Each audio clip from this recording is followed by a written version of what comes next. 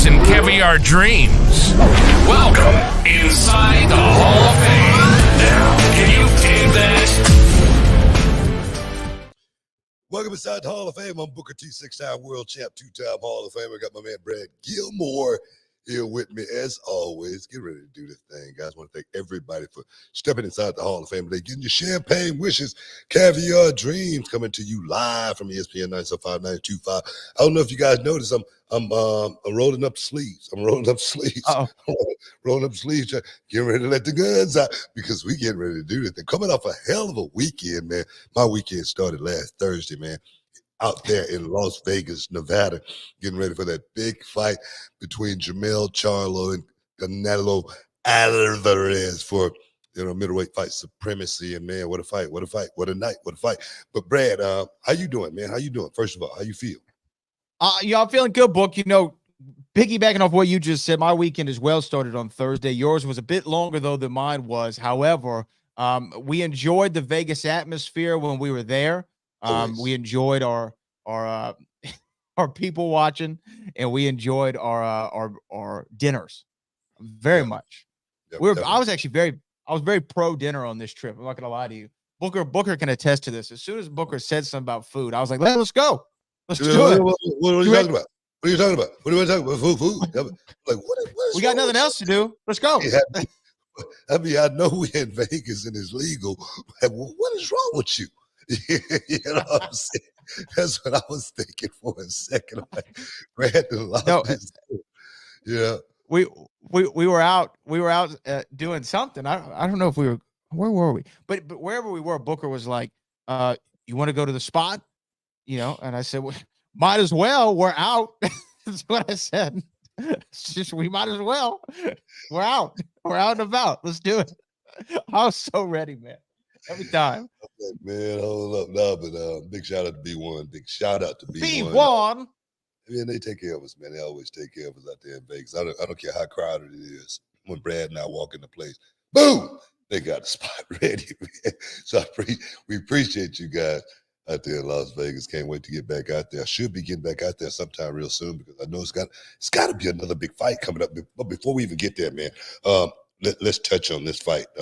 Charlo versus Canelo Alvarez didn't go our way. And the thing is, I when you told me about the odds, I said, man, I need to put a little bit of money on this fight because I'm always thinking anything can happen in a fight. That's just me. I definitely did not think the fight was going to be as one-sided as it turned out to be in this fight because I really thought Charlo was big enough, long enough, rangy enough to step up to this challenge with Canelo Alvarez. But Canelo Alvarez showed just how good of a pugilist he really is. The guy is really that good of a fighter. I know I talk about the fight with Bivol, and if anybody heard what I said about the Charlo Bivol fight, I said Bivol was just too big of a fighter. He was too big, too strong, too fast, too young. That's the only thing. That's the only thing. The advantages that he had over Canelo, which is a hell of a lot of advantages. There's a couple there. I'm serious when you go back and look at it. But as far as being a guy that's fought in his division and done it very, very well, Canelo Alvarez, he's actually gone up to the light heavyweight, if I'm not mistaken. But this fight was definitely a one-sided affair, and we got an undisputed champion, and his name is Saul Canelo Alvarez. Yeah. But man, big ups. Well, yeah, shout out to Canelo Alvarez. And also shout out to our man Charlo for holding it down for the city on a big night. Obviously, the thing about this, he was going in against somebody who not only were the odds against him, but Canelo's been doing it at a high level for a long time. And he's not going to let the moment ever get to him. And I'm not saying Jamel did. But he's one of the best in his weight class in the last 25 years or more. So, if you're going to lose, I hate for anyone to lose, especially from the H, but it's not like you went out and got beat up by a tomato can or anything like that. Canelo Alvarez is one of the best today. He didn't just have to fight Canelo, man. The contingency. Talk about it. Man, I mean, it was like Pacquiao. When Pacquiao fought, man, it was like everybody came from the Philippines to be a part of the night. It's like everybody in the Philippines bought a ticket. It came to Vegas. That's the way it was, and that's the way it is when the Mexican fighters fight. Man, when their heroes fight, they come out and they support like in grand fashion. It's like Cinco de Mayo every time. One of the top Mexican fighters go out there and fight. Going back to the Julio Cesar Chavez days for me, guy always been able to draw a crowd. Guys like Oscar De La Hoya, always been able to draw a crowd. So even the Tito Trinidad, even though he's not Mexican, but those fighters that have that dog, that fight mentality, their people seem to come out and support. And I wonder if Jamel Charlo felt a little something because his people was lacking in the building. Well, I don't that's what I don't know if they went to buy their tickets late and they were all gone. Hell, they just said we'll just watch it at home. What you that's think? what the guy. That's what the guy who can't afford the ticket says. Well, yeah, I can get a better view at home on the TV. I can see the action better. I wanted to say this though, and I hope you don't mind me repeating something you said when we were driving by the weigh-ins. I don't know if you remember this. We were driving by the weigh-ins and there was a long line of people. Long line. Can I repeat what you said? Oh yeah, I remember. Go ahead. We're seeing all these people line up. I mean, the line is long and they're coming from all angles, every side, and they're lining up in this line. And Booker's looking at everybody, and he goes, "You see that?" I go, "What?" He go, "Not one brother."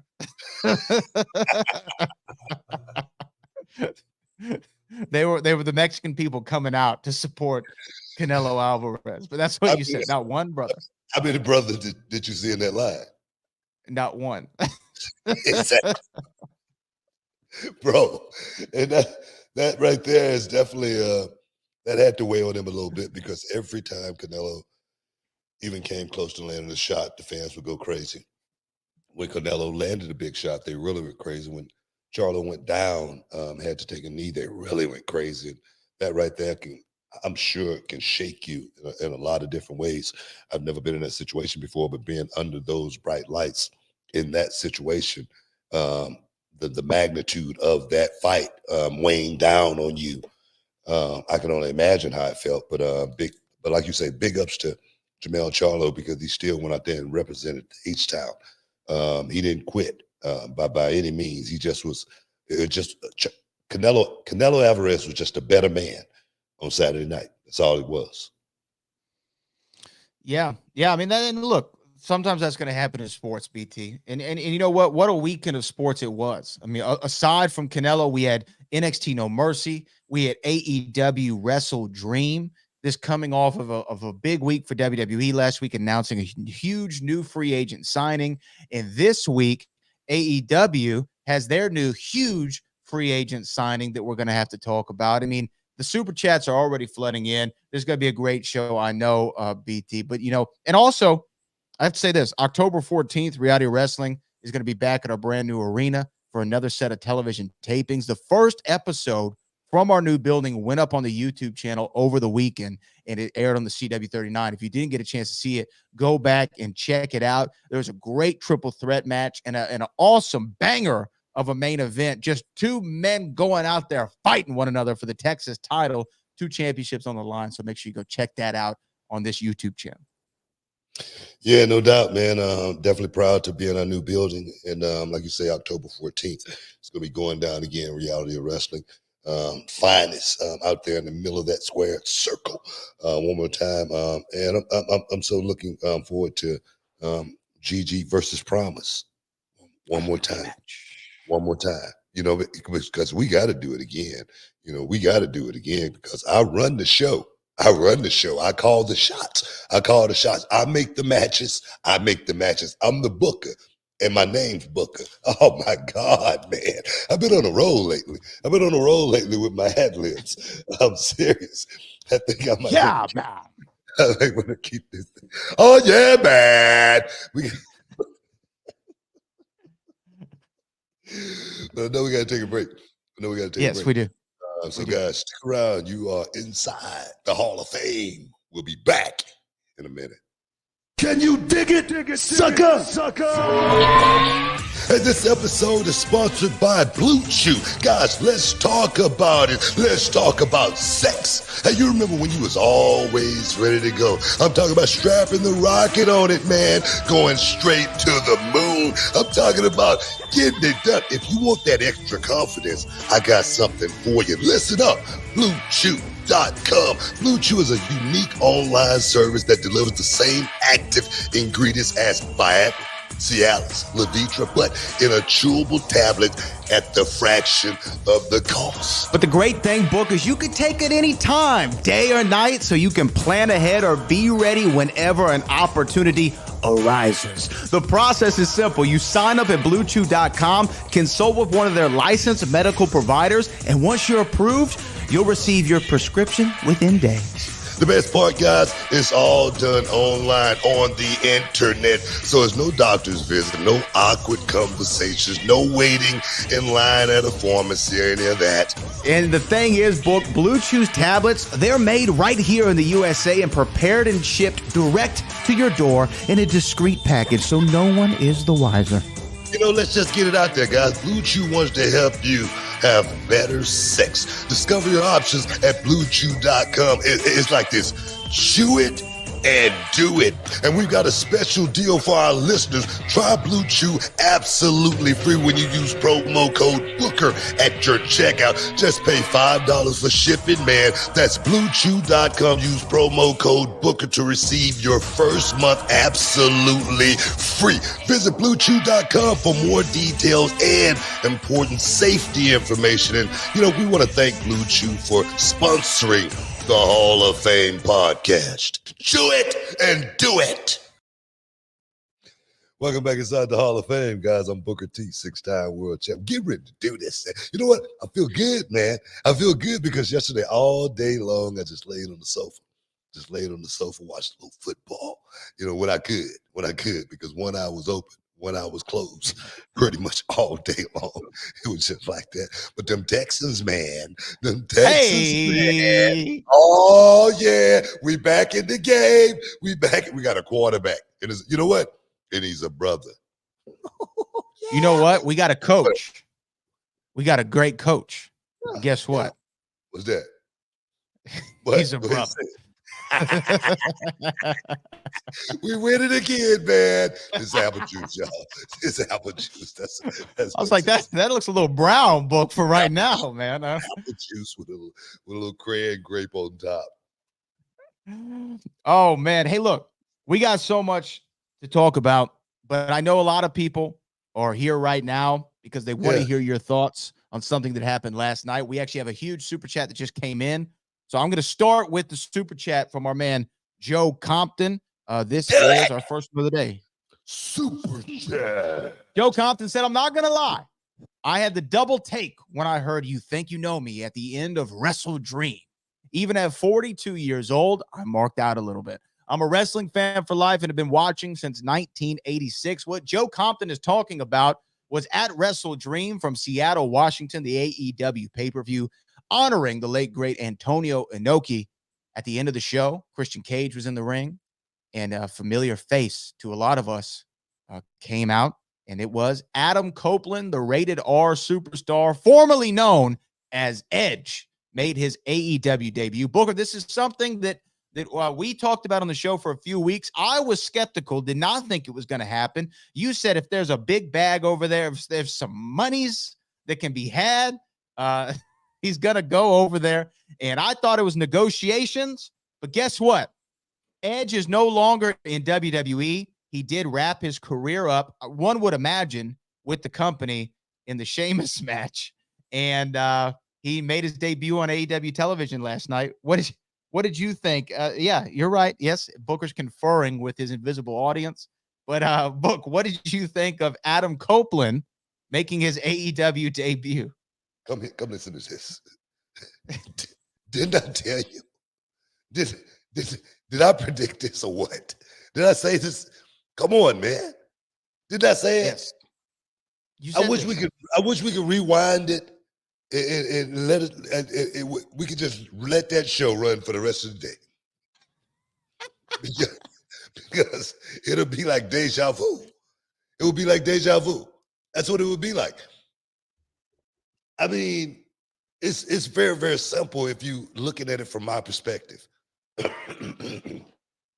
Not finna come on here and talk about anything outside of the parameters of how this came about or anything like that. But my thing is this.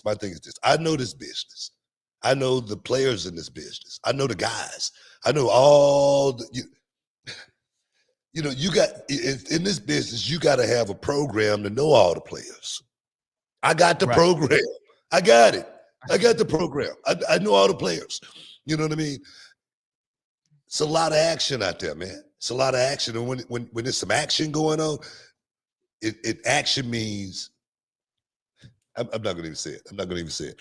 But action means, in a certain sense, hey, I might keep this thing rolling a little while longer and make it a lot easier on myself at the same time.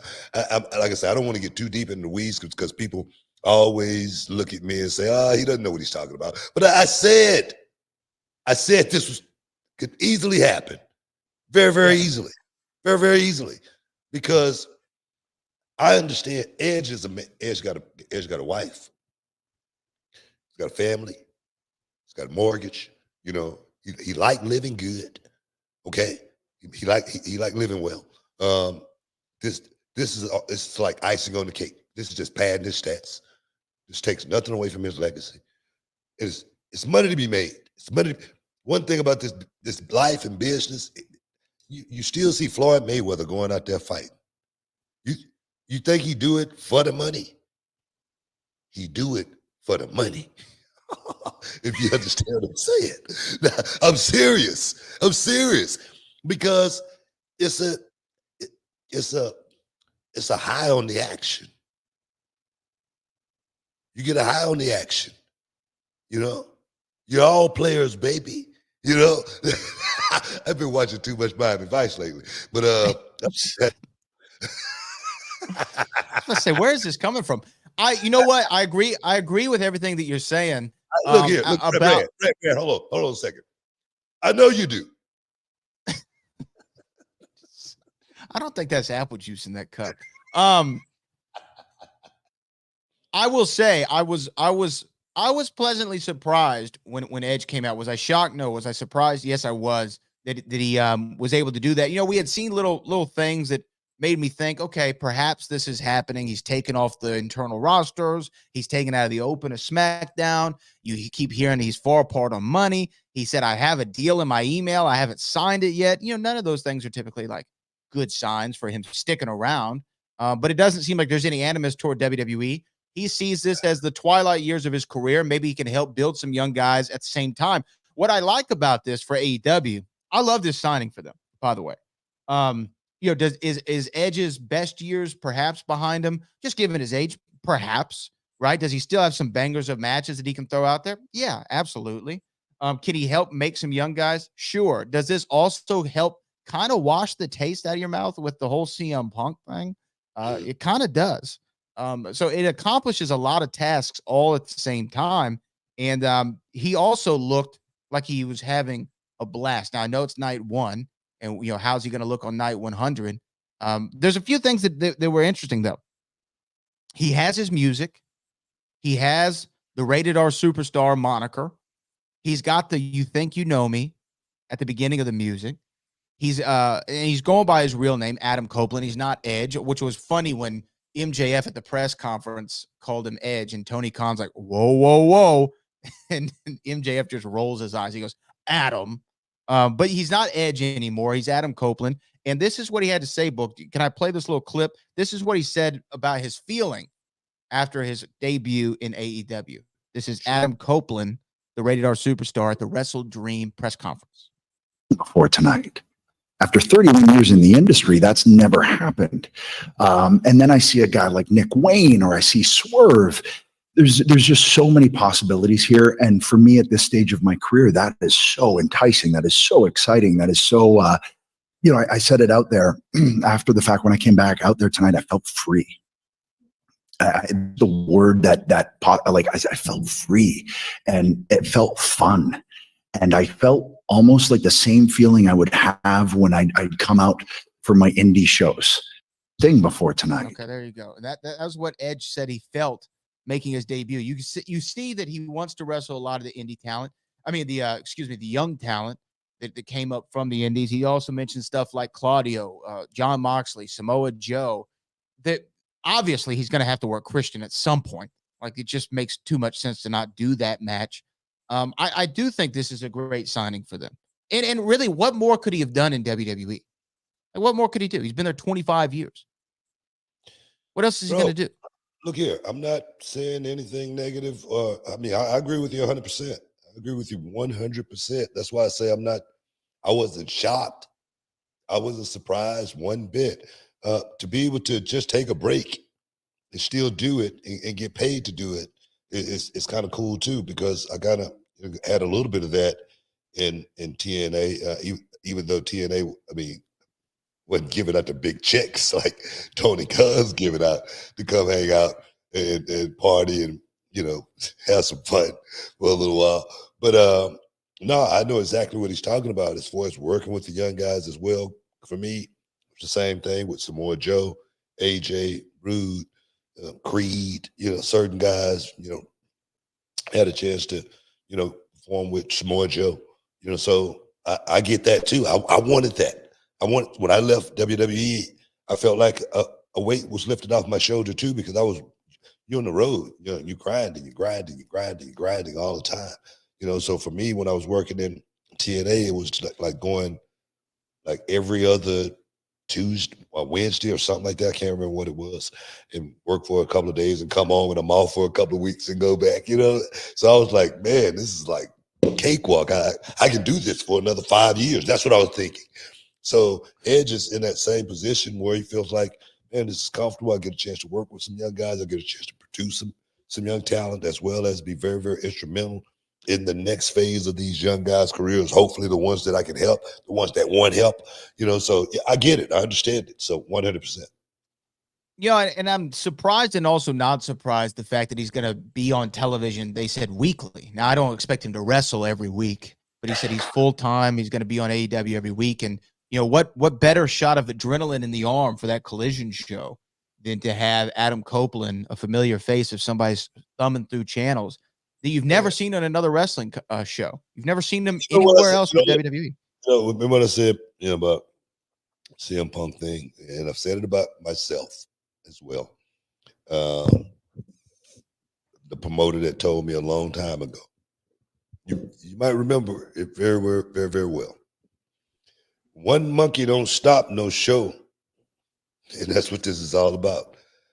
Out with one, we'll bring another one in. It's not one guy that's ever held this business up from keep on, from the train, still rolling. They take that loose link out, boom, they get rid of it, they replace it. Let's roll, boys. Let's get to the next station. That's what this business has truly been about since day one. And this thing with Edge, like you say, what a shot in the arm. What a shot in the arm it is. And the fans, they got the best of both worlds now. Got Edge, they got Christian, they got Chris Jericho, they got Kenny Omega. What are those four guys got in common? They're from Canada. Canadian clique, baby. We got something here. So, you know what I'm saying? Look here, I ain't trying to start nothing. But I'm just saying. Hey, look, you're just saying. I got a couple more questions though for you when we come back. There's more on Adam Copeland. We have more super chats about Adam Copeland, more from AEW WrestleDream and NXT No Mercy. But I think we're coming up on a break. That was good. That was good.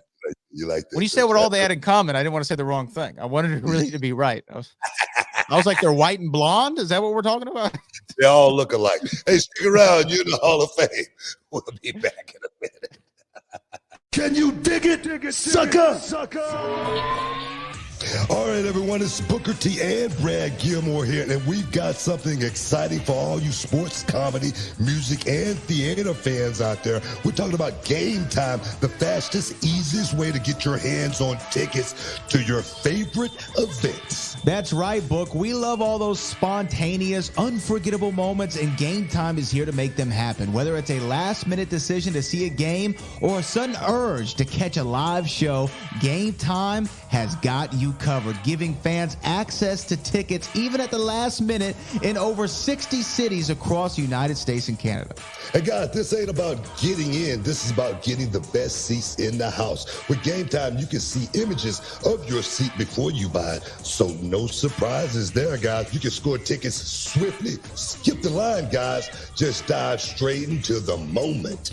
Absolutely. And listen to this. Game Time guarantees the best prices. Find tickets in the same section and row for less elsewhere. Game Time will give you a credit of 110% of the difference. So there's no reason to wait, Book. So whether it's the thrill of the game, the laughter of the comedy, the rhythm of the music, or the drama of the theater, guys, don't let the opportunity skip by. Choose Game Time. Grab your tickets and just enjoy the moment. Live should be spontaneous, Book. So guys, don't miss out. Check out Game Time now on their app or at gametime.co. That's gametime.co. Take the guesswork out of buying tickets with Game Time. Just download the Game Time app, create an account, and use the code BOOKER for $20 off your first purchase. Terms apply. Lowest price. Gee, guarantee. Oh, yes. Welcome back inside the Hall of Fame, guys. Talking about Edge, well, Adam Copeland.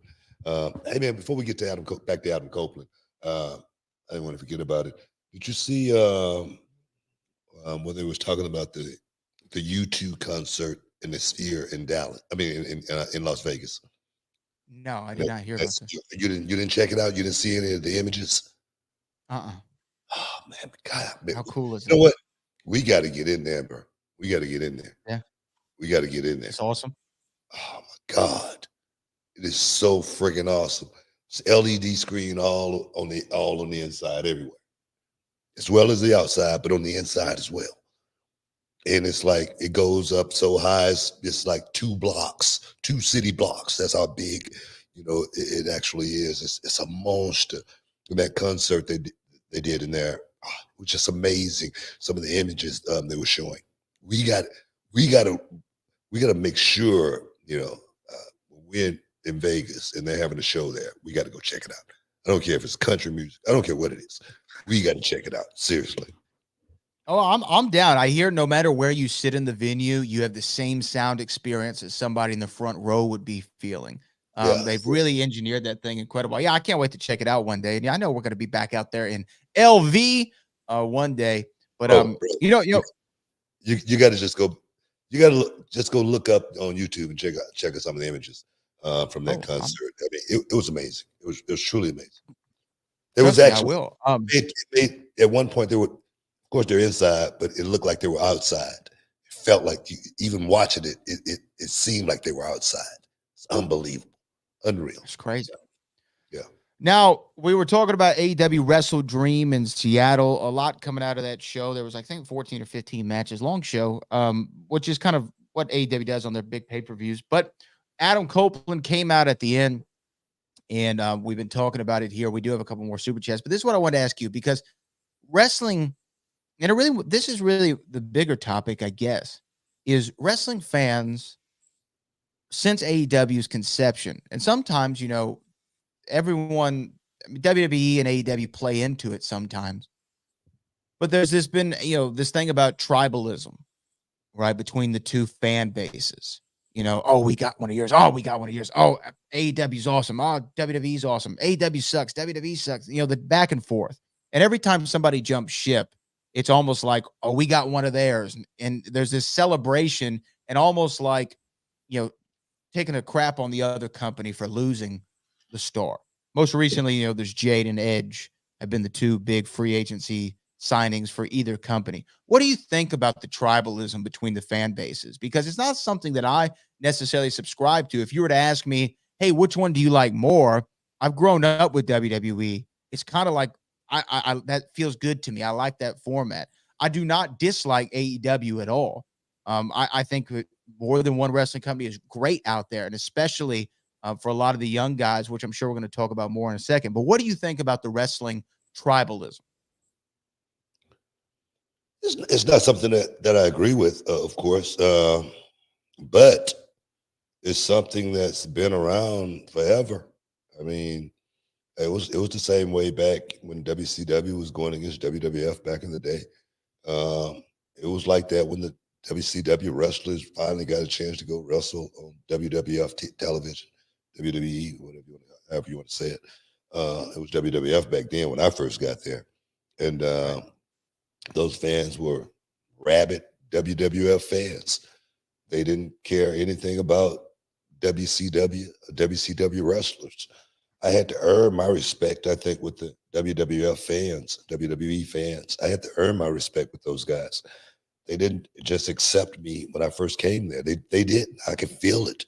I know they didn't accept me as one of them, as one of the WWE guys. So it's all, we just didn't have the internet, and it just wasn't as prevalent, and people wasn't as outspoken. We didn't hear the comments as much just because we didn't have social media, but it's always been out there. This is something that's not new to me. The fans now, it's just gotten to a point to where they can organize a whole lot better, just by the click of a button. It wasn't like that back in the day. They had to work a little bit harder, so we didn't get it as much, but it's always been this way. Yeah, it has always been this way. I think that the vitriol comes out a little bit more in the social media age, like you were saying. Like, people couldn't just organize so quickly and effortlessly and attack one side or another. But this was the one part about the tribalism I did really enjoy on social media, because I enjoyed reading through this thread. There was something going around, like whenever there's a big trade in the NBA, right? Like, we just had Dame Lillard get traded to the Bucks to play with Giannis and them. Everyone always evaluates which side came out better, right? Who won the trade is always what people say. And in this past week, as I mentioned, AEW picks up Adam Copeland, WWE picks up Jade Cargill, and there was this kind of NBA-style debate of who won the trade. Now, you can agree with me or disagree with me, Booker, but I actually think this was even. I don't think that either side won more than the other in this, depending on how you look at it. From AEW's perspective, they needed this piece. They needed an Adam Copeland piece. That helps that roster. It helps that show. It helps with star power. It helps with training the young guys get better. WWE needs a Jade Cargill more than they need an Edge or Adam Copeland, from the simple fact of this can be your next transcendent star. You're getting somebody before their prime with the ability to build them up when they have a great base and already some name value. I think this is an even trade if you want to look at it that way. I can agree. I can agree 100%. I see Jade Cargill being something very, very special. She's a generational talent. I really feel like she could become that. I feel like, as far as star power goes, her star can shine so bright if everything is in, the right order for her to actually, make that happen. She can't do it by herself. She definitely has to be instrumental in making something like that happen. As far as Edge goes, like I say, he's made his career, he's done everything, and to be able to give back a little bit from a mentor's perspective, I think he's doing the right thing. From a, I can still get paid a whole lot of money to not do a whole lot and beat my body up. I think he's doing the right thing, and at the end of the day, I think you got to do what's right for you and what's right for your family. I think if you do that, it's not going to matter what anybody else thinks about you. You cannot go through this life wondering what somebody else think about you because of a decision that you made for your family. When you start doing that, you definitely backing yourself into a corner. So for me, I'm giving Edge, all the props in the world for stepping out and doing what he wants to do. When you get to a certain age, you stop giving a damn about what people think. Trust me, I know. I'm at that age where, man, I don't care about what nobody think about me. I'm serious because I got here the hard way. I struggled, whatnot, and I made my own breaks. And I got here, and I'm trying to weather the storm as long as I can. But all the decisions that I make at this stage of my life is going to be for me and what's right for my family. So to hell with what else anybody else think. That's just the way I hope Edge feels the same way. I'm sure that he does. And I'm sure it was the same with Jade, right? I'm sure Jade had some pressure to stay with AEW. Tony Khan even spoke about it on the press conference saying, she wanted a certain dollar figure and he offered her a little bit more than what she wanted. And she still decided to go with WWE because she was doing, again, what felt right in her heart and what she wanted to do. Edge the same way. When Jade probably looked at the two options, she said, I could probably become a bigger star and really go to the next level with my craft. And as she said, leave a legacy behind in the WWE. And Edge is continuing his legacy by helping the next generation in AEW, Adam Copeland, that is. So, just like, I think it's a win all around. It's a win all around, BT. And I like seeing this. I was gonna say, I will say, seeing Edge in the AEW making his entrance there, it was a little strange, as because we've seen him in one perspective forever. It was very much. It was ironic that Sting was in the ring at the time because it was kind of akin to when I saw Sting walk out on WWE TV at the Survivor Series, just going like, "Wow, this just doesn't look right. Like, what is Sting doing here?" Not that I'm not excited for it or didn't want it to happen. It was just a strange sight. You know what I mean? Hey, man, I don't look at it like that. I just look at it like, hey, he's moved on. He's got another gig. Going to let this thing ride as long as he can. When you're at this stage of your career, it's about trying to have some fun, trying to do what you want to do, trying to be creative, and try to utilize some of your own ideas, especially when you've been working under a system where you've been having to live by their ideas only, and then now you get a chance to feel what you want to do and not think about if somebody's going to object to it or not like it. We can do this. We're in a different system now. We're making the rules. We're trying to create what we want. We want people to see wrestling as, and that's what AEW has been about. I think since its inception, as far as trying to let people see what they do. Those young guys, they have their own ideas. The Kenny Omegas, the Young Bucks, and we see it. We see it play out on television on a weekly basis. Arby. Exactly. So for me, I think with Edge into the mix, I think Edge have his head on his shoulders. I think he knows exactly what he wants. I think Edge knows exactly why he's there. And if I know Edge, it's not about him more so than I'm gonna get mine, but let me try to help everything else out along the way. That's the way I see Edge.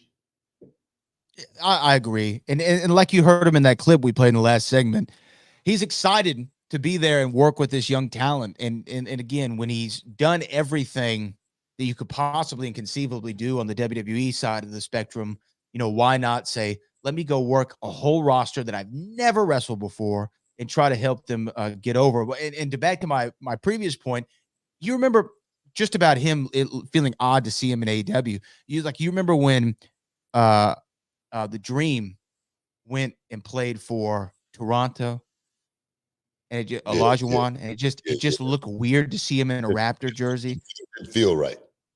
Right, it didn't feel right. Yeah, I don't know. Right, it was strange. I don't know if it was the same feeling, but for me, that didn't feel right at all. That's what I'm saying. I was a diehard. That was my dog. But we got to take a break. Got to take a break. Quick break. Stick around, guys. You're in the Hall of Fame. We'll be back in a minute. Can you dig it, sucker? Hey, Book, our next sponsor of the Hall of Fame podcast is AG1, the daily foundational nutritional supplement that supports whole body health. I drink it literally every day, and I know you're drinking it too. Yeah, man. I received the box in the mail, and I said, "What is this?" And it said AG1. And let me give you a little testimony. I'm a coffee drinker. I've been a coffee drinker every morning for about 25 years. And I drink a big cup of coffee on the way to the airport, and I get on my flight, and I still go to sleep. So I realized coffee is not helping me at all. So I say, let me try the AG1. I stopped drinking coffee literally 2 weeks ago. And I drink the AG1 in the morning, first thing. And the first thing I want to do is get in the gym and train. The body transformation has been unbelievable. The energy I have going into my daily routine has been off the chain. So I'm a believer. I'm a believer in AG1. And you know, Book, for me, I was sick of taking multivitamins every day, and I wanted something that was an all-in-one. And with AG1, it's just a scoop in my water every morning. I mix it up, and it's a foundational nutritional supplement that delivers comprehensive nutrients to the whole body. And for me, the benefits of AG1, I can tell you I have more energy, I have better digestion, better gut health, I have more support for mental clarity and focus. I'm locked in for the whole day since I've been drinking AG1. And they say LeBron James spent $1.5 million a year on his body. You don't have to do that, guys. If a comprehensive solution is what you need from your supplement routine, then try AG1 and get a free 1-year supply of vitamin D and 5 AG1 travel packs with your first purchase. Guys, go to drinkag1.com/Booker. That's drinkag1.com/Booker. Check it out.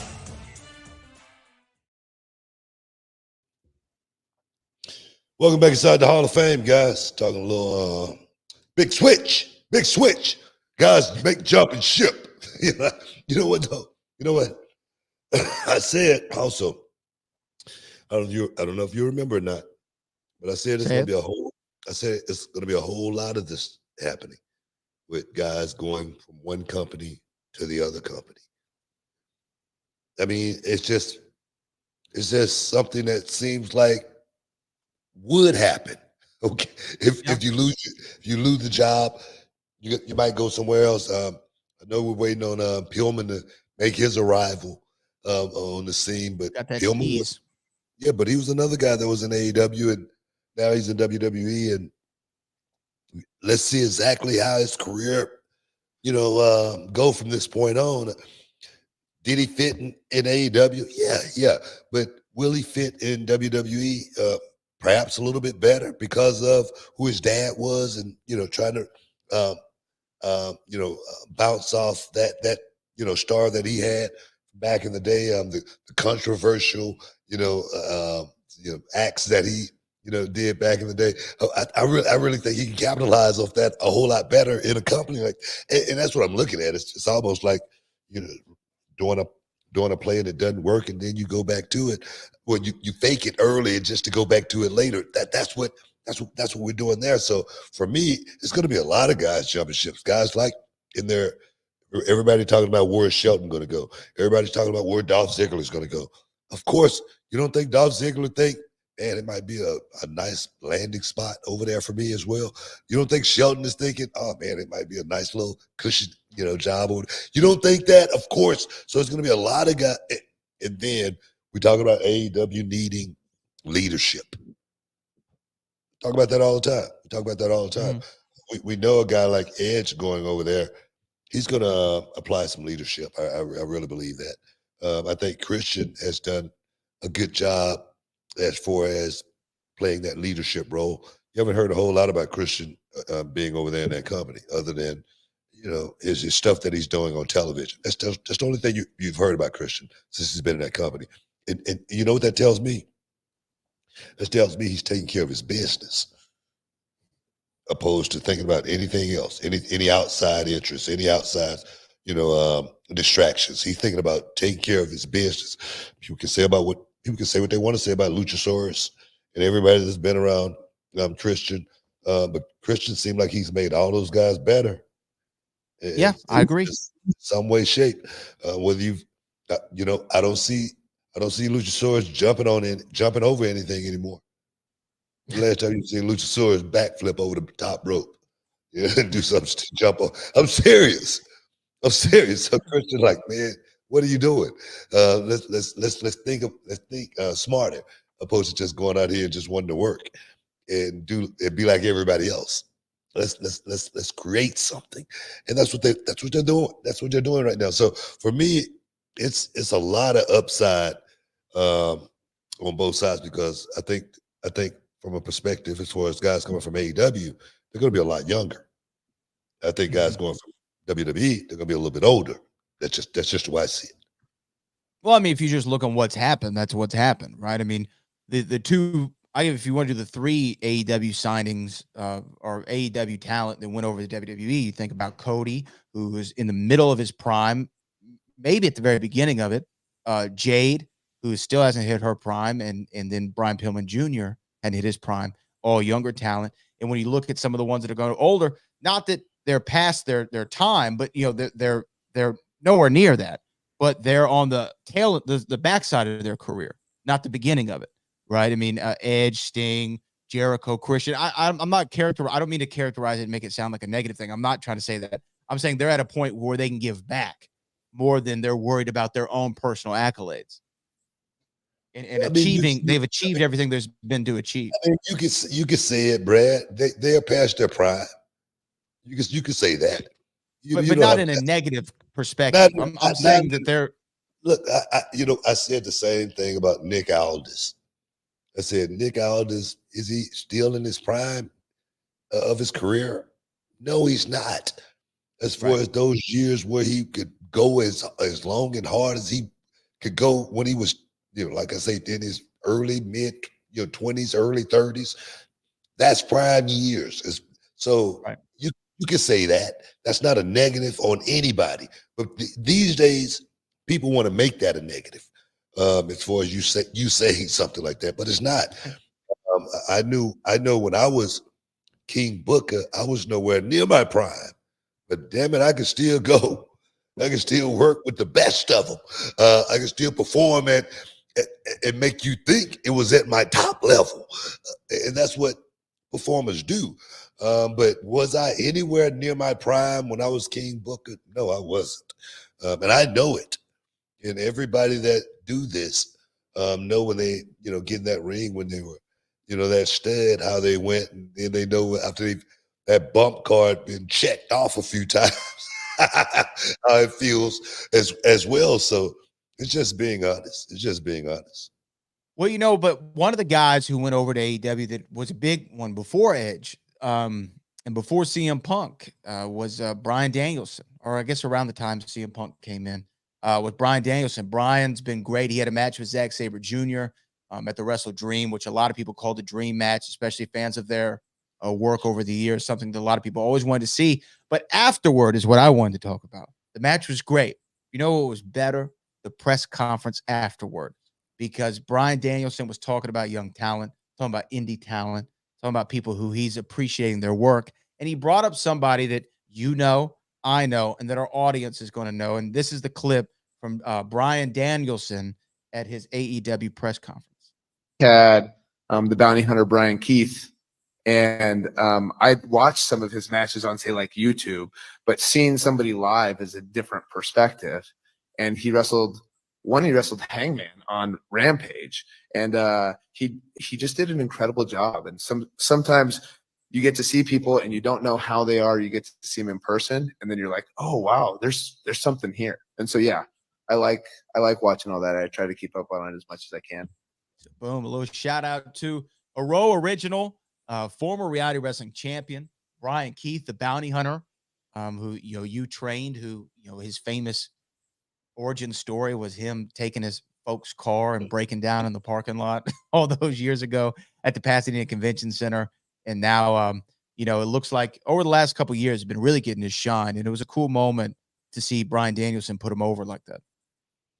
Yeah, we got him home that night, though. Him and I were at Vegas when they first came to reality of wrestling, which is just so cool, man, to see him doing so well and getting his flowers now. He been cutting his teeth out there on that indie scene. like crazy and just putting in work, grinding, just grinding and grinding, creating something at the same time. A lot of people didn't believe in this bounty hunter thing. I remember WWE had looked at one of the guys that looked at him in WWE. Can't remember who it was. And they said, you know, the one thing he needs to do is get rid of the bounty hunter and the gimmick that he had. The what do you call it? The poncho in the hat. Yeah. They wanted me to tell him to get rid of it. I can't remember who it was. And I didn't do it. I didn't do it because I felt like that's who he was. I felt like that was him creating something. That was him not being like everybody else out there, being that bounty hunter, being able to, you know, put that bounty out on everybody that he's performing with, everybody that he has to work against. I thought it was something. And then when he got Swisher House behind him, sponsored by Swisher House, and then with the grill in at the same time, and just that look coming out the steel tipping. Oh my God. I was like, man, this kid. And then I look at him now. Just glad he didn't abandon, you know, his dream and everything that he built at the same time. And now he's flourishing, and hopefully AEW will give him a shot and he'll fulfill that destiny, man. His dream will have come true. I love it. I love to see that. That was the thing that I even more than seeing Adam Copeland in AEW. This was my favorite moment from WrestleDream, was hearing the name drop for the bounty hunter Brian Keith. I saw the match that he did with Hangman Page. He did an excellent job, and it didn't surprise me because we've seen front row, quite literally, no pun intended, how great Brian Keith has been over the years. And he's only evolved in his character. He's only involved in his in-ring work. And he is a hot prospect. I mean, this guy is booked all the time on the indies. And I think AEW, Tony, I know you're listening, man. I know you're listening. I know Tony Khan loves the Hall of Fame. And we love you, Tony. We got love for you, man. Just give our boy, throw him a contract. You know what I mean? Sign him. You better do it before somebody maybe puts in the word somewhere else. You know what I mean? You never know what could happen. You better sign the man. They're going to sign him, man. Brian Keith is better. Got his head on his shoulders. Like Danielson said, he's watched his YouTube stuff. He's been out there grinding. He's been out there working his butt off. And he's not new to the game. He's been trained very, very well. He's not going to be one of these guys that you're going to have to tell twice about anything. He's going to go out there and he's going to perform at the highest level each and every night. He got to the point to where he was going so hard, I had to tell him, look, bro, you need to slow down. You just need to stay out of this and you need to stay out of that because this and that and whatnot. And then I look at him now, getting a shot and getting a shout out by somebody who I know very, very, very well, who I coined the phrase. It's my boy D. Bryan. I gave him that name. You know, I was high on D. Bryan before anybody was high on D. Bryan. I gave D. Bryan his props before anybody really gave him his shine on television. Me, I did it because I could see the potential in this kid. I could see the heart of Bryan Danielson. I could see the passion of Danielson. He's like a Ilja Dragunov, guy that's gonna go out there and give you 110% in that ring every time, all the way to the point where he try to break his neck. That's how hard he worked, man. I'm serious. So big ups to that kid for putting my boy over. The bounty hunter, Brian Keith, coming soon to a theater near you. Stick around, guys. You're in the Hall of Fame. We'll be back in a minute.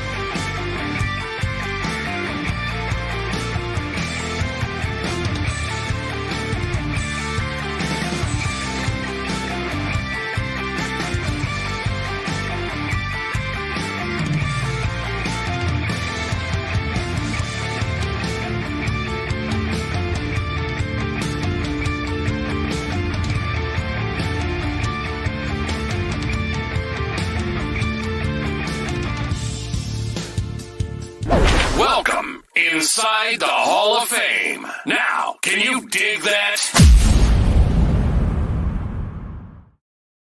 Boom!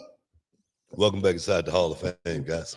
Talking a little wrestling, talking my man Brian Keith, getting a big shout out there in AEW. But yeah, man, the party's not over. The party's not over. It just gets started. I got a lot of guys getting ready to come up out of reality wrestling.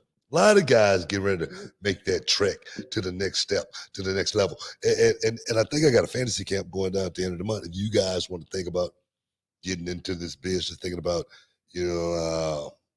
testing the waters of the pro wrestling business, fantasy camp going down, I think this month on the 29th, something like that.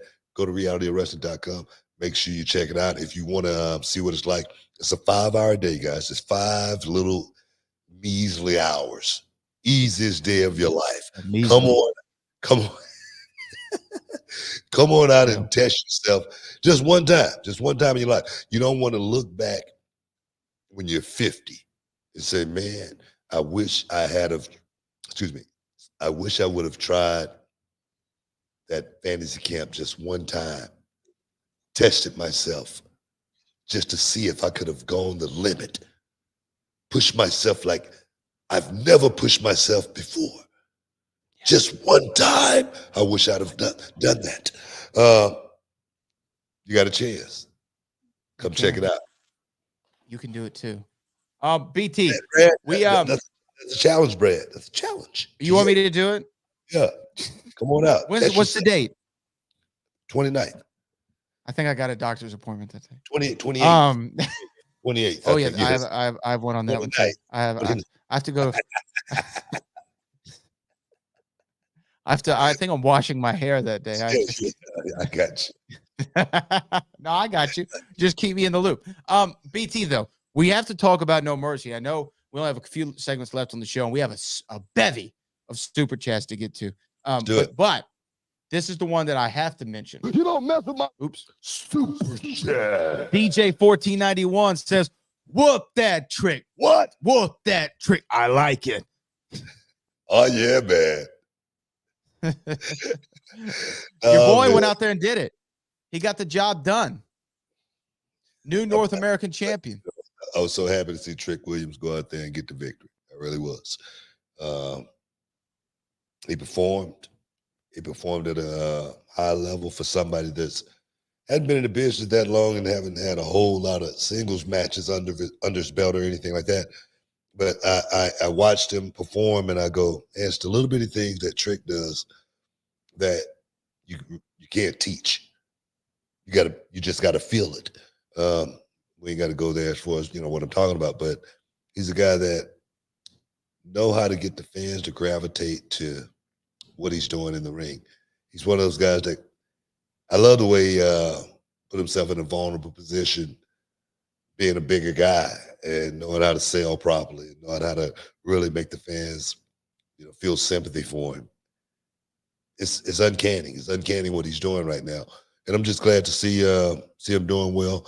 I'm going to continue to work with Trick, and hopefully we get him to that ultimate level, which is the next level, main roster, and from that point, the sky's the limit for him.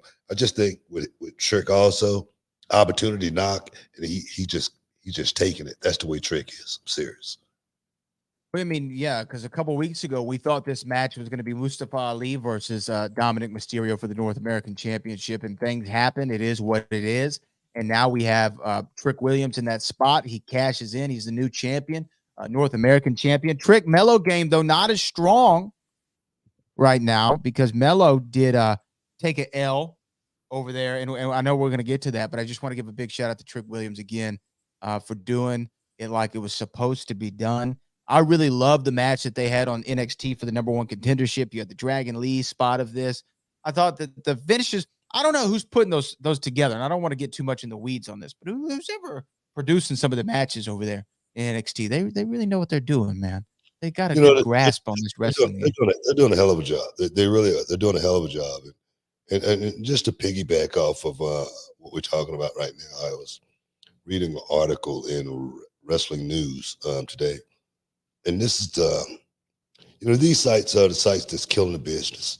All right, Uh-oh. these sites are really what's wrong with the business today. And you guys could agree to disagree with me on this, but I was reading an article in Wrestling News today, and it was by Andrew Ravens, and it was talking about the original plans for Mustafa Ali versus Dominic Mysterio. It was saying that the original plan was for Mustafa Ali not to win that match. Okay, and at the last minute, Trick Williams got put in there, and Trick Williams wins the match. Now, it also goes on to talk about what's going to happen, and this happened. They was talking about this on the Observer actually with Brian Alvarez.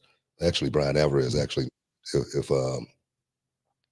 if Trick Williams, he's going to come back to TV, and what's going to happen in the match going further as far as what's going to happen with Carmelo Hayes and what's going to happen with Dominic Mysterio as well as Trick Williams when they come back. This is going to happen in the match, whatnot, and the title's going to end up going back on Dominic Mysterio. And this I'm just paraphrasing, of course. If any of this is true, if any of this article in this, any of this writing in this article is true, if any of it is true, I feel like WWE need to ban guys like this from ever coming into one of their locker rooms or one of their shows ever again. Because this is like giving away the ending of a movie for me. I don't want to know what the ending of the movie is. I don't know if you got some insider information or not on how the show is going to go. But guys like this, these Meltzer, these Alvarez, and this guy who wrote this Andrew Ravens, guys like this should never, ever be able to be a part of our business. Ever. And I'm so passionate about that because, damn it, these are the guys that's killing the business daily, writing stories like this. I can only imagine what Marvel will be thinking if they saw an article like this. They saw something like this. It's ridiculous. It's ridiculous. Whatever the hell happened with Mustafa Ali, it happened. But this story is what's wrong with this business today, and guys like this should be banned from anywhere near one of our shows. Look, I mean, I understand the passion because so much goes into crafting these shows, booking the shows, doing all the stuff that you're supposed to do behind the scenes, and when it's leaked out ahead of time, and every time that we've ever talked about any rumor on here, you like, I want to be surprised, man. I don't want to book the show. I want to be surprised, and I understand why, and I don't disagree. I don't know how they get the information that they get. I don't know how accurate the information is that they get. I don't know if they're more like the People magazine of pro wrestling, and they just throw stuff out there and hope something sticks. But whatever the case is, I'm not in disagreement with you. Totally not in disagreement with you at all. I just had to get that out there, man. I just had to get that out there. I saw that earlier today, and I was like, wow, man, this is so ridiculous for someone like this to, just create their own narrative. And then, like I say, if any of it's true and they've been talking to somebody and then they go and leak it, that's even worse. Yeah. Yeah. It's, I mean, I don't know how they're getting all that. I don't know who's leaking it, but going back to the Trick Williams being the champion, what'd you think of Ilja and Melo? Because I know you said that Ilja was going to go out there and create his greatest symphony. Do you think that he did that? He's the new NXT champion. I do, man. Nobody works harder than Ilja Dragunov. He's the throwback to those guys back in the day that just went out there and performed, but in the ring. But he's a performer outside of the ring as well. He brings everything for me, from the way he walks, the way he talks, the way he dresses. And then the way he goes out in the middle of that ring and perform with anybody. He was a guy that I questioned at one point as far as being a guy who could work with anybody. I didn't believe that at one point, but I definitely believe it now. just because he made me a believer. He wasn't a guy that just phoned it in or anything like that. He wasn't a guy that gimmicked me in or anything like that. It was all about just how he went out and fought and made me believe that he was fighting and made me believe, knowing what I spent my money on when I first purchased the ticket. I knew what I was buying, but when I saw Ilja Dragunov, I'm wondering if I was in the right arena. You know what I mean? So when a guy can make me feel like that in this business, he's next level. He's extraordinary. He's second to none. So watching Ilja finally cash in and win the championship, something I know that's where that passion comes from. He wants to be a winner. He wants to be the guy. And for him now to finally be the guy, after I've been there for almost a year now and watching this guy perform week in, week out, not being in that position, not crying about it, not on the internet talking about something stupid. I appreciate him. He's one of the best. Yeah, big shout out to Ilja and to Melo. I know that there was a lot that happened on that show, NXT No Mercy. By the way, one of the great opens to a WWE pay-per-view in years. First of all, actually, the No Mercy show is the best NXT or NXT live event, pay-per-view, premium live event, whatever you want to call it. I think that's the best one, definitely since you've been there, and I've been really watching this new version of the show, but it's the best one in several years. So I want to shout out to the whole roster. And the video game entrance, the video game promo video, you saw that? It's one of the coolest things WWE's ever done. We were just talking about No Mercy, the video game on the show, and then they adapted that. And you got to love Vic Joseph, Dick Diggity Dog. I don't know what he was doing on that. Vic, got to come with a little more flavor. Put a little salt and pepper, a little cayenne on that next time for me. But other than that, it was an awesome open. Yeah, Vic was trying to do his ad libs, trying to throw some rap references in there. I'm like, okay, the state that's untouchable like Elliot Nest. I don't know if you caught that one. He threw the Tupac yeah, Dre. He threw that in there. Yeah. So I made sure I mentioned that on the show too. So, but no, man, I had some fun, man. I had some fun. Bakersfield. Only thing about Bakersfield, making that drive from LA. But we got to take a break. We do. Stick around, guys. You're in the Hall of Fame. We'll be back in a minute. Let me tell you something, Cowboys. Trick Williams have never been outnumbered. Look at me, I'm 6'4", 235. Got 8 ass, 3 chains, 2 women, and 2 people kick you up and down the ring. You Cowboys better do the math. Those stats do not lie.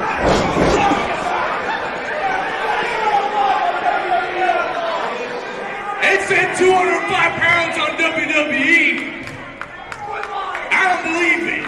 And you, dressed in your leather, and your bedazzles, and your white shoes. You do not. And all the way.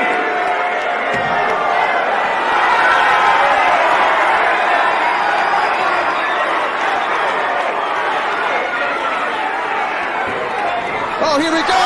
He said it earlier. Texas-sized ass whooping. And it's now Trick Williams with that pop-up uppercut.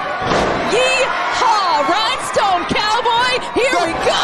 Trick kick connects to JP Harlow. Thank you kindly, Trick Williams. Woohoo! Trick Williams making quick work of JP Harlow and Joey Hyder. As he's right, we still got our main event going on. Coming up next. Welcome inside the Hall of Fame. Now, can you dig that?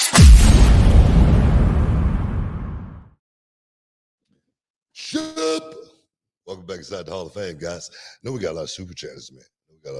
We do. Right? We do. Before I jump into them, can I just get your quick reaction though on the main event from NXT No Mercy? Becky Lynch, who was lacerated, and Tiffany Stratton, NXT Women's Championship. The man retains. What a hell of a main event, though. Tiffany brought it though. Woo! Tiffany brought it. Inside and out, she brought it. She didn't look like she didn't belong in that ring with Becky Lynch at all. She was 100% a star at the end of the night, as far as I'm concerned. She went out there and she let it all hang out. She got bruised, battered, and torn too. She had a big laceration over her, I think her left eye, and that cut was deep too. It was really deep, and she didn't let that deter her at all. It didn't affect her focus, intent, or anything like that throughout that match. She stayed the course. Everything that she landed it beautifully. It was 5-star. It was a 5-star match as far as I'm concerned. And Tiffany Stratton definitely stock still went up even in a loss. Great match. And the way it started, it was one of those roller coasters too. You know, it finally got bigger and bigger and bigger. And then next thing you know, you was on that ride. And then that finish was just perfect. Yeah. Finish was awesome. The match itself was awesome. I mean, those two women went out there and they earned that main event slot. I mean, moreover, shout out to Tiffany too, who's so young in the business. And when you see Tiffany Stratton, you might think, oh, they just signed her because she's got a great look. And then you hear about her gymnast background, and you're like, well, maybe she's athletic, but she went out there on Saturday night and showed you, no, I know how to do this. And of course, she's working with a great dance partner. And I don't want to take anything away from Becky, but Tiffany showed me something in that match more than maybe any match I've ever seen her in. I thought, wow, this girl to the nebula. She's gonna be one of the stars that we're talking about on this show and that wrestling fans are talking about for the next several years. And to me, she's about ready. I mean, she's in the oven and it's about ready to take her out and put her in the main roster and put her on the Raws and SmackDowns. It's getting very close to that time. I know that you'd want to see her more in NXT and let her really cook, but she's really about there. I mean, she's almost there. She's definitely almost there. I mean, could you put her on the main roster right now? Of course you could. Of course you could. Mm-hmm. But I really think she needs a little bit more time in NXT. I could be wrong. She just I wouldn't say she need more honing or anything like that. Her craft is definitely at that stage, but I just would love to see her in NXT just a little bit longer, just to get it 100% ready for what she's about to partake on that main roster. Couldn't agree more. Now we're in our final segment of today's show, and we got a ton of super chats, BT. I mean, so many. You better do it. So let's get to them. This one comes from Instagram, a wrestling historian. First time I think they're super chatting into the show. $5 Canadian. I'm not sure what the exchange rate is on that, but we'll take it. On an episode of Raw, Booker got a note in the WWE locker room that said, "I still remember." Where was this storyline leading to? Thanks in advance. Still remember. I don't remember this. Damn it, I don't remember. It could have been anything. I don't know. I'm gonna have to go back and watch that one. I'm gonna go back and watch it. I'll give you an update on that one in the near future. Okay, we'll try to get back to you, wrestling historian, on the next episode. Remember, all right? I'll go look at it. I'm writing my note down too. Okay, this one comes from Joe Compton. Joe Compton, book. I was been watching promos from your time in the Main Event Mafia yesterday, and I was really getting a kick out of them. I couldn't stop watching. We were laughing at Eeny, Meeny, Miny, Mo last week. You know what? I'm sure you couldn't stop laughing because it's stupid. It was stupid stuff. I was having some fun. I was having a lot of fun, and I really didn't know how good of work that I was doing in TNA. But when I go back and look at it, I say, man, I think I did some pretty good work in TNA. I mean, people can debate about that if they want, but I really think I did some good work, but I think I could have done a whole lot. And I said this before. I felt like I could have did a whole lot better in TNA. Could have did a whole lot more. But I also said in TNA, I didn't have a whole lot of direction also. Yeah. You're the Main Event Mafia stuff, and even before that and after, I mean, just classic. You broke your coccyx. One of the great lines in the history of professional wrestling. In my country. If you roll like a chicken, You know, people who are fans of reality wrestling will see this, but or know this already. But there was a couple months ago, and we were going over a segment, and I told Booker, I'm like, Book, can you do something for me, man? Can you go out there and do the walk like a chicken, talk like a chicken? Actually, no. I asked you, could you do all about the five? I said, can you do all about the five just at the end of this promo? Because there's going to be 5 of them in the ring. And you're like, yeah, I'll do that. And then I'm sitting there on the commentary table, and then Booker all of a sudden goes, in my country. And I was like, what? He went all the way for it. He went all the way. If it walked like a chicken. Accent and everything. The whole thing. It was incredible. Hey, man. Cali Toenail. And if you find the tenderoni that is right for you. Every commentator needs to take notes from you, BT. So quick-witted. What the hell was he thinking? Dragon Lee put himself into position to take that kick. Yeah, that was a great line. What the hell was he thinking? That was stupid, right? But no, man, I try my best. I try my best to have fun. And Dragon Lee he was in the right position that whole match. And then that one time, what do these referees be thinking about? Referees I don't know, they just seem to lose their thought process, in the middle of, sometimes at the road damn time. I don't know what it is. Dragon Lee, he knows. He's a professional. That's another story. Who was working in the kickoff show? It was Blair Davenport and who was she working?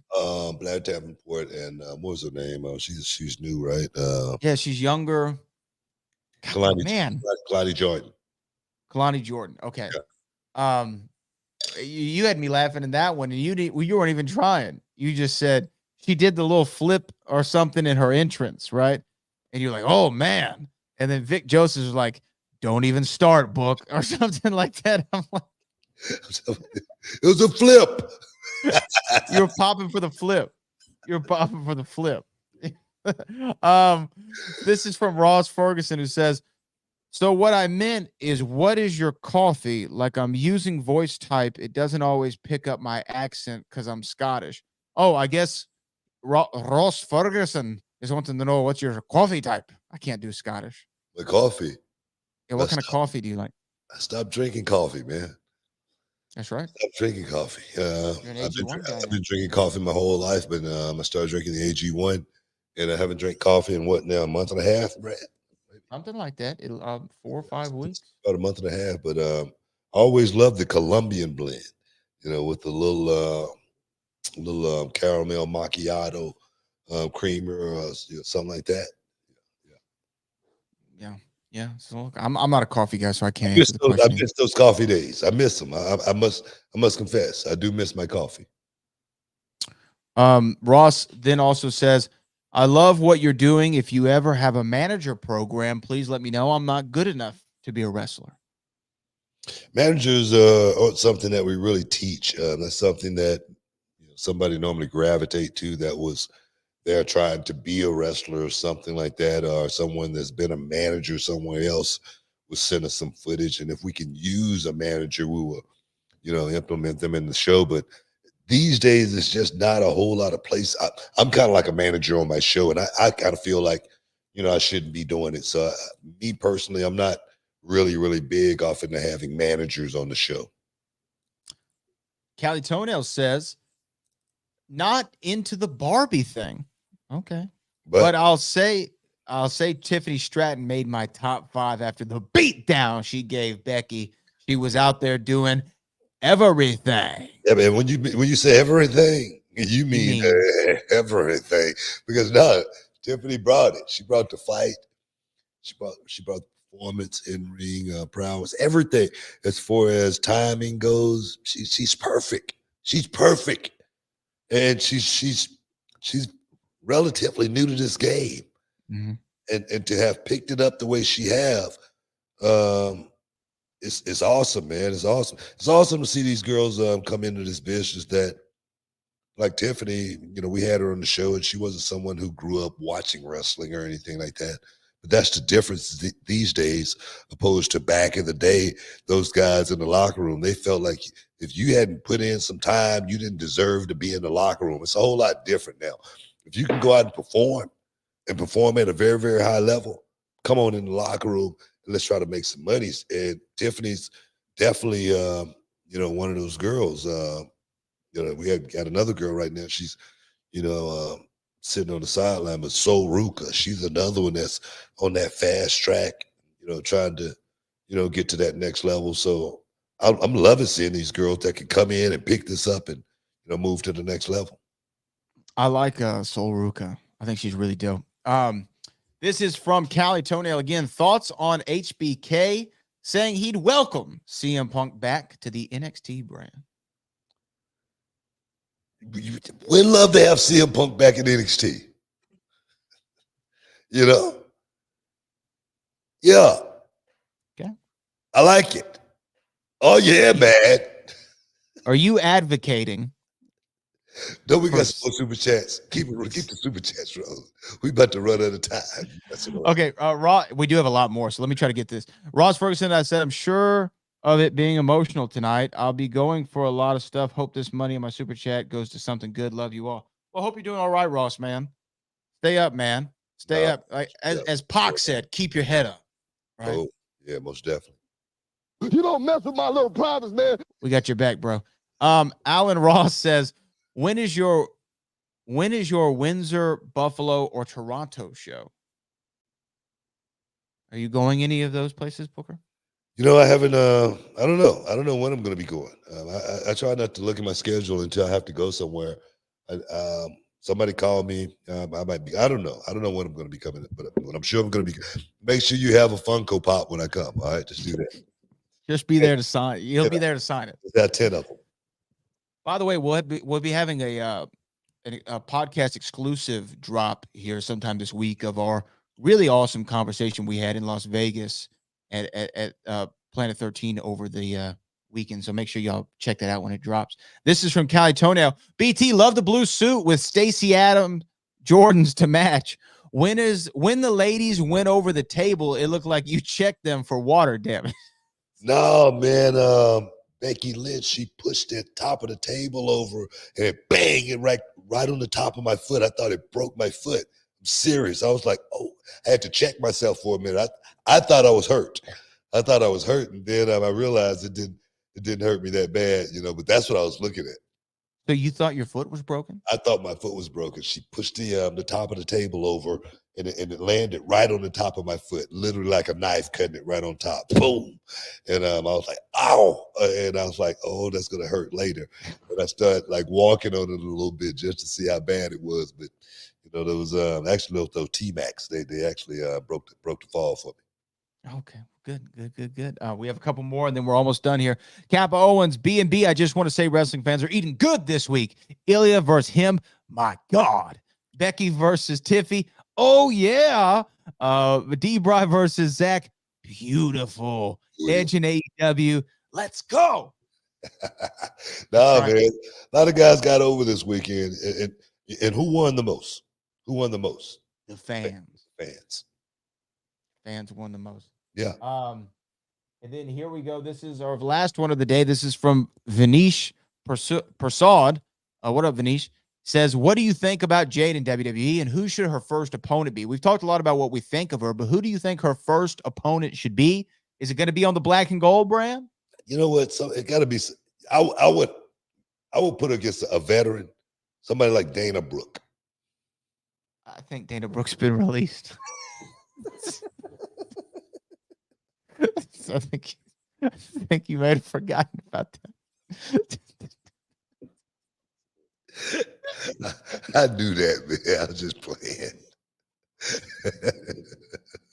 I said someone like Dana Brooke. I didn't say Dana Brooke. Okay. I knew you was gonna do that. So there it is. I said a veteran, someone like Dana Brooke. Why do you think I would say that? Come on.